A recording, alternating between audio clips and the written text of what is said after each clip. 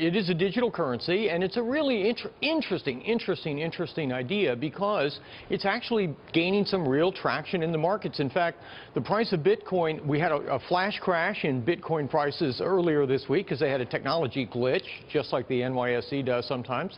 But it's fully recovered, and the price has really skyrocketed. It's up to about $40 per Bitcoin I think there's actually some pizza chains in California that let you pay with this. I'm not kidding. Yeah, that's right. And there are some websites that let you pay with it too. WordPress is one of them, probably the biggest website. And Silicon Valley Bank has just partnered with a Bitcoin miner recently. So all the indications are that this is becoming, I wouldn't say it's mainstream yet, but it's headed in that direction. All right, but now by definition, I mean, there's no sovereignty controlling it. There's no central bank. I mean, it is functioning outside the system that we know. Right, which of course for some people is perfect. That's exactly what makes it attractive to them. But, you know, one of the most interesting things that they were talking about in that Good Wife clip is how the money gets created. Like, if there's no central bank, who's in charge of the money supply? Like, what happens here? And the answer is it was programmed initially to have an increasing money supply, but a very controlled money supply. So there's not an infinite number of Bitcoins that can be created. And as you go over time, they become harder and harder to manufacture.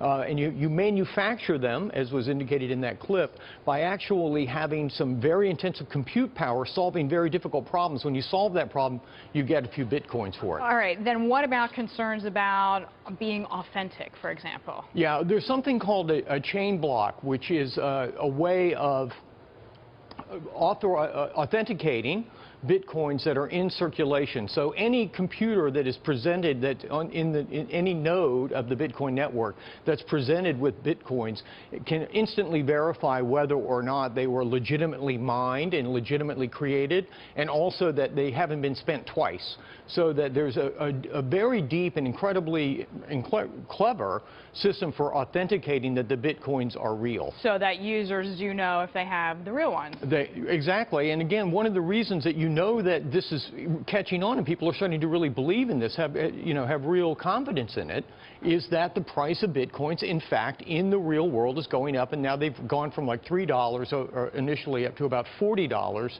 today.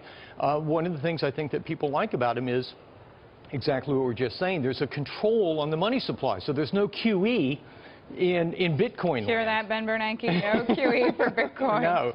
It's really a fascinating thing to watch it slowly catch on. Money is a confidence game. People are starting to gain confidence in Bitcoins.